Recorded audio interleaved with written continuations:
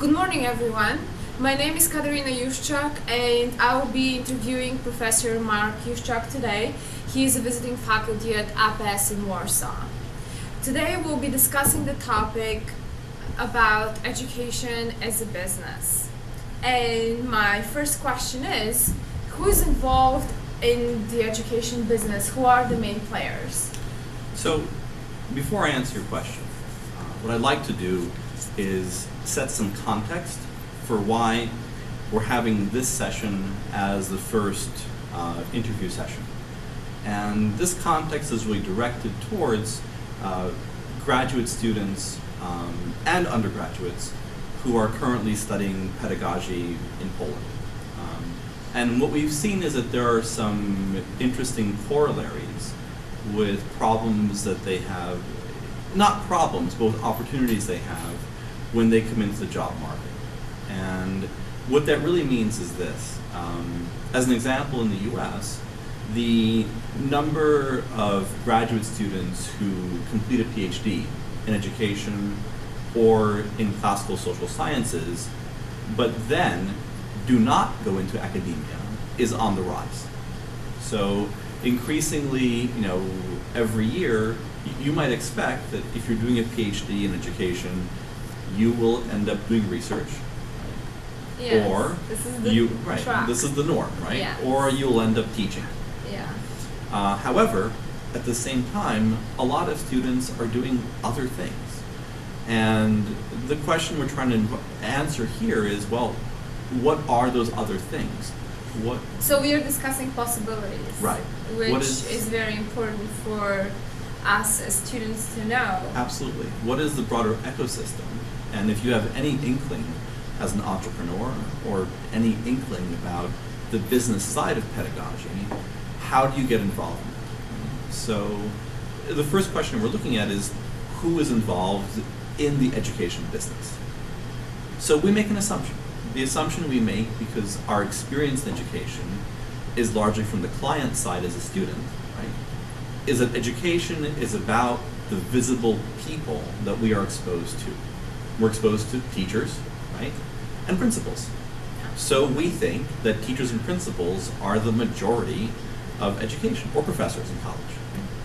So let's look at some stats behind this to see how true this really is.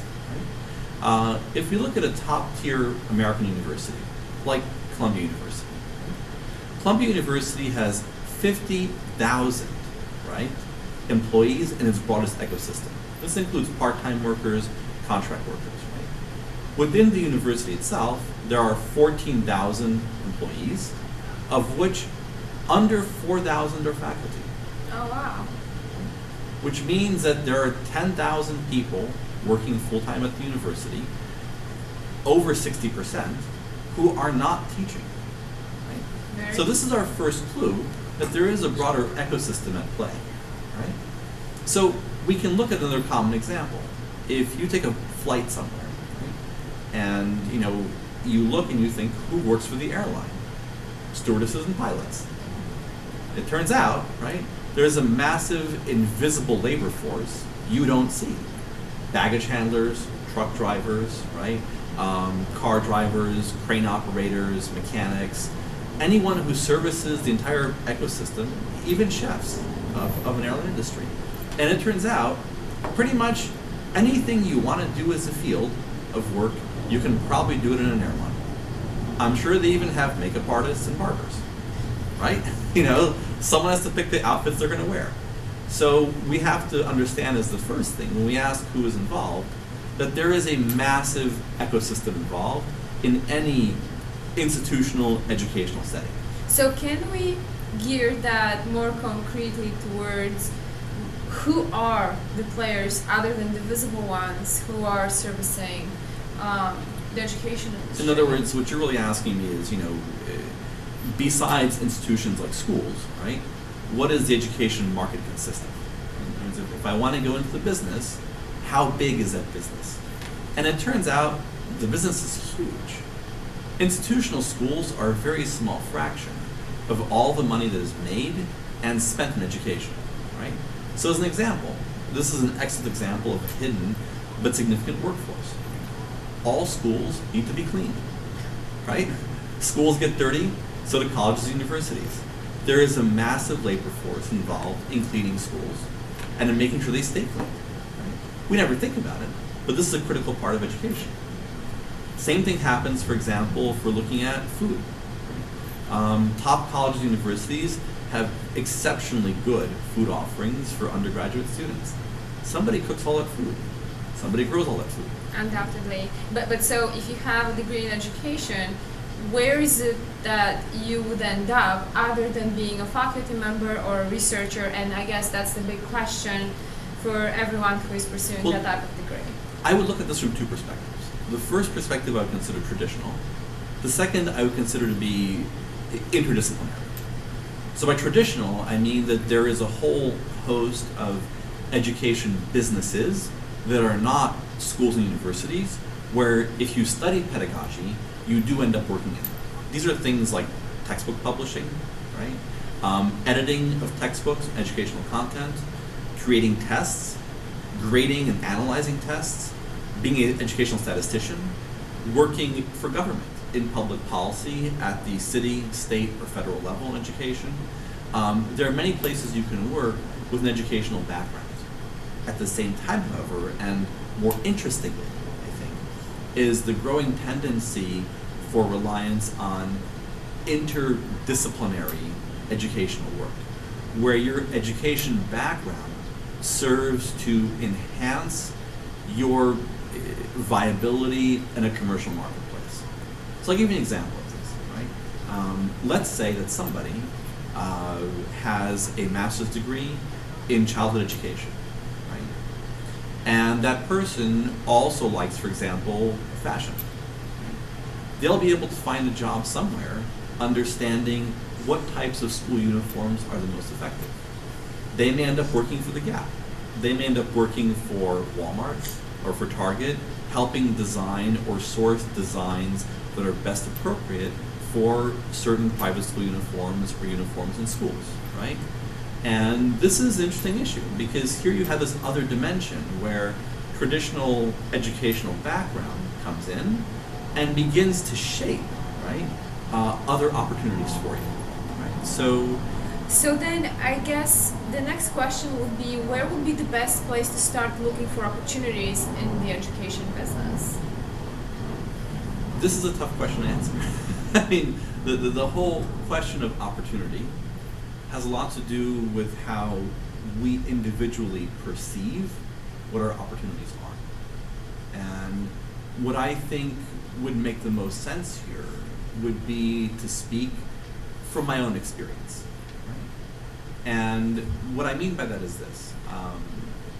I was interested in education as a business because in my own experience studying education, I have consistently ended up in the business side of education, albeit in the beginning at least, unwittingly. So I'll give you an excellent example of this. Let's see, it's 2015, so 12 years ago, when I was a young man, I had the opportunity to work in the test prep industry. And for those of the students who are in Europe who are not familiar with it, the American test prep industry is probably one of the most sophisticated commercial educational industries to be in, where you have a true cross space, right, of business and education coming together. So to give this to you in a certain context, right, the largest current test prep player in the US market is probably Kaplan. Okay. Kaplan began 70 years ago as a basic door-to-door tutoring service by a guy obviously called Kaplan. Since that point in time, it grew to test prep for American standardized tests, which are themselves a very weird industry. Right? But eventually Kaplan became Kaplan University. And Kaplan University is a commercial university focused on professional education courses.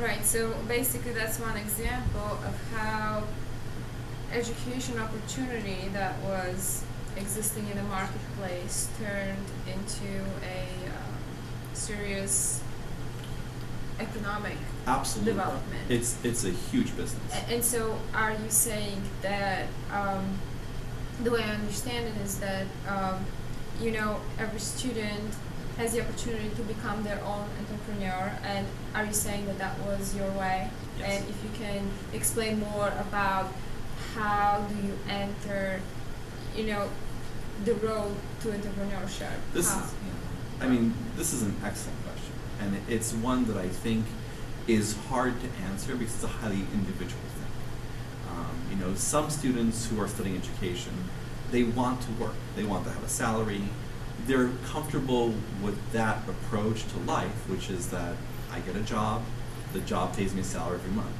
Being an entrepreneur requires a different mindset.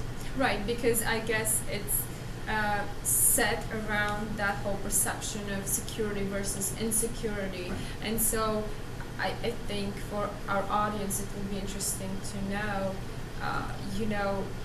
what is the mindset of an entrepreneur in education specifically? Is there anything specific to the education field, or? I can speak to you about my own personal experience and what I've observed. So there are really three distinct phases to that experience for me. The first two are most relevant in this seminar discussion. The first phase occurred when I got involved in the test prep industry. And what really happened there is that the gentleman who founded the company was a European who really wanted to go to a top business school. And here's where the story becomes interesting. Because he wasn't a typical European in the sense that he had a job in the field he wanted to go and do his PhD in. Right? So he already had a mindset of an entrepreneur. Right? Because he was he was actually a DJ working in dance clubs.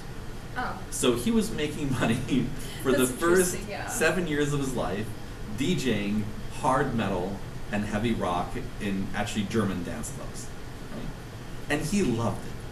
And he decided at some point in his late 20s that he wanted to go into business. And what happened for him was that he said, if I'm going to bother doing a PhD, I'm going to do it in one of the best schools in the world. That was his thinking. And when he began the process of applying and getting in, it turned out it wasn't so easy. So he did relatively poorly the first time he took one of these standardized American tests for entry into a business school PhD program. And the thing is, that didn't deter him. The failure actually pushed him forward. He told me himself, he ended up spending an entire year and about $5,000 doing test prep course after test prep course. He flew to London for a special class. He bought all the material available on the web. And after a year, retook the test, got a nearly perfect score, and got into one of the most competitive PhD programs in the world. Very impressive. So it took him a year just to get in. Yeah. Just to do well enough in the test to be qualified. And when he talked to the admissions people, they were ruthless. They said to him, if you have more than one mistake on the standardized test, don't bother applying. It's not that they said we have a cutoff of like a 750 on the GRE or a 712 applicants that have no mistakes. We won't even look at your application. So he took it, he made one mistake, and he got in, right? But the thing is, he had this mentality of persistence in the face of failure. He just kept going.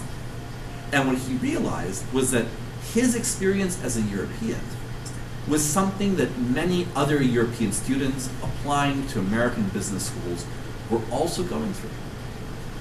And he said, I'm going to take the pain of my experience and turn it into an opportunity. And he began a test prep company to offer test prep for students applying to business schools in America, but students applying from Europe. And he hired me to help him teach. And that was my first exposure to the commercial side of educational entrepreneurship, where I saw in effect, how ruthless that business is. So I came in and I said, hey, this is easy. I go for the weekend, I teach a class, it's no problem. And then, 3 years later, after I had done this for some time, had been teaching these classes, I said, you know what? I can do it on my own. And that wasn't that easy. That was the first mistake. So what actually happened, right, was that I said, I'm going to try the London market. London market is the biggest, it's English speaking, it has the most people, the least competition from American players in the marketplace. So I formed my own company. Right?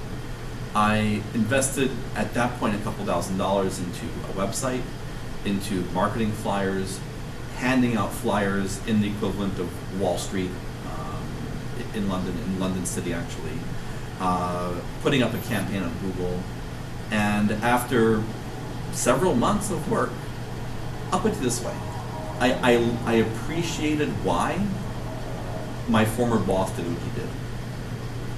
I didn't So lose. can you make it more clear for Oh, our sure. audience? I didn't lose money, but I didn't make any money either. And I consider the fact that I broke even a great success. In retrospect, if we look at what entrepreneurship takes and what the average success or failure rate is, it's quite high. So the fact that I didn't lose money, I made back, because of clients I got through advertising, exactly the money I invested. And that was my first exposure to how difficult entrepreneurship is in any context, education or otherwise. So what kind of advice could you give our audience if they want to pursue the entrepreneurship way? I think that it's very important to have maybe not an algorithm of behavior, but some sort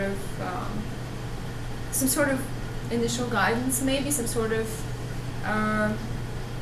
very, very broad advice that you could give to people who would like to try that way. That's an excellent question. And the answer that I would give you generally is focus on the pain points. Pain points. Pain, like the pain that I experienced. Because the thing is What this, do you mean by well, that? where there is pain, there is opportunity. So where I experience difficulty trying to do something, others will also probably experience the same difficulty. And where there are difficulties, there are solutions in the market for them. So this is exactly what happened to this guy, who came to America and started this company in Europe. He had a pain point. He was trying for a year to master this test, and he realized he couldn't do it in Germany. There simply weren't the resources available to do it where he was. And that pain point led him to start the business. So I think that if we look at, education in the broadest sense as a business, right? Education fundamentally is society as a whole overcoming pain points. So I'll give you an excellent example, right? In the American context uniquely, and maybe true in other countries, I don't know. But in the American context, during the late colonial period, right around the time of the American Revolution, American colonies had a series of massive discussions about the purpose of primary education. At that time, most of the world, like most of the US, lived a pastoral life. We were farmers, right? And there really was not much need for a lot of education. But there was a recognition in the 1780s and 1790s that a federalized government should at some level support education. Bear in mind, this is 230 years ago. And there was a series of debates about the purpose of education. Why should we have it? How should we structure pedagogy? And what they realized was that the main pain point in what was then the world's only and first democracy was that if citizens could not read, they could not share. And if they couldn't share, they could not more rapidly learn from each other, and they could not more rapidly voice their opinions through media, like letters and newspapers, and they could not learn and reach consensus. So the federal government at that time, in 1790s, viewed literacy as a pain point. There weren't enough literate people to make democracy work. And they said, we have to fix the problem. So, if I may summarize, what you just said, you're basically saying that in order to become an entrepreneur, you must identify a pain point or several pain points and try to address them in a way that is the most efficient. Right. And absolutely. An entrepreneur looks for solutions. yeah. They look for ways to solve problems others haven't solved. And as a result, when we say problem or pain point, we mean the same thing. We mean something where you say, this service is missing or this commodity is missing. I think I can do it or I can do it better. Right? And what's fascinating about this, which is I think one of the last points I want to discuss in this interview, is the fact that the business world, from an educational perspective, and the educational world, they don't meet. I find this really interesting, and I actually find this remarkably problematic. You mean that there are no, like for example, the business side of education is not specifically taught in higher education institutions? Absolutely. Well, it's not taught in education departments, right? So this is really interesting. So for example, even at a top school, you will have the College of Education and the College of Business, right? So for example, because I know Columbia has a business school and it has a College of Education, right? There are no cross courses. There is very little crosstalk. Yeah, so then, I'm sorry to interrupt you, but so then if you are a student who's enrolled in a pedagogy program, you, as a part of your normal coursework, you would not be exposed to entrepreneurial way of thinking, right, to the economic side of education, to ways of understanding how you can transition into the world of corporations. There is no crossover.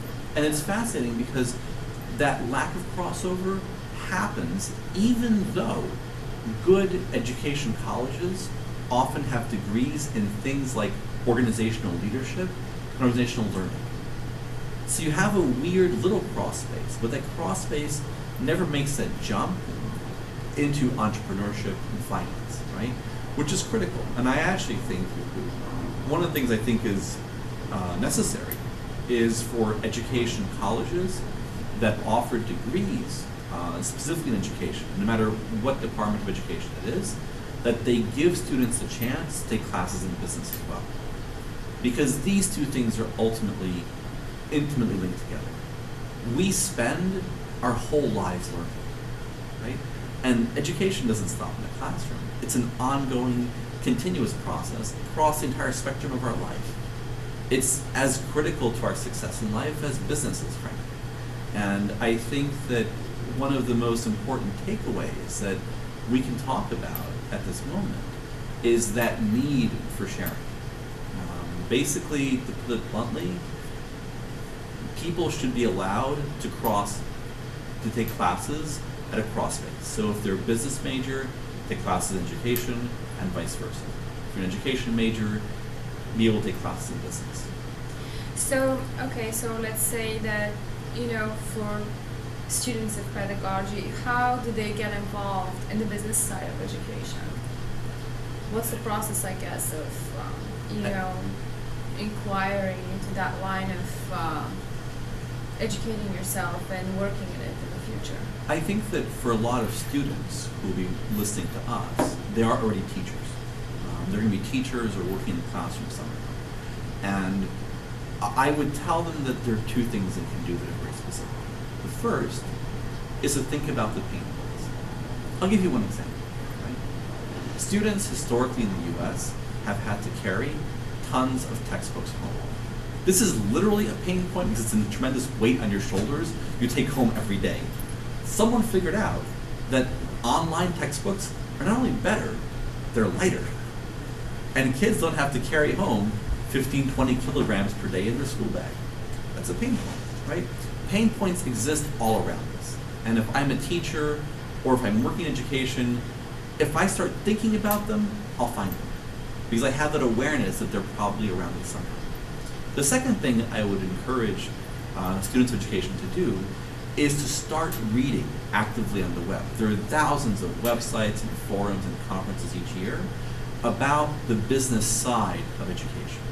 Things like forming your own universities, running your own high schools, getting into the textbook industry, getting into online education industries. There are many, many, many ways to enter the ecosystem, and if you have the knowledge of a teacher and the background of one, you're a much more powerful player because you understand firsthand the pain the student goes through and the problems they encounter, and you know why a product or service might matter to them. And I think that our role is not to brainstorm these things for students or for teachers. It's to simply say that the awareness of the environment around them as both a problem and an opportunity is a key starting point for them going into education as a business. Thank you very much. Likewise. I Thank you. believe that was very, very insightful and a very inspiring way to think about education as a business. And I mean, it comes from my own pain points. I really remember a couple days in London having less than £1 on me 12 years ago and thinking, this is a real mistake. So, but I think that, over the years I've figured out that looking at the business side of education is really a fantastic way to go if you're currently studying it, because opportunities in the world they're just tremendous opportunities out there. yes, and then there are so many pain points that could Translate into opportunities. absolutely. Thank you very much. Thank you, Professor Juszczak.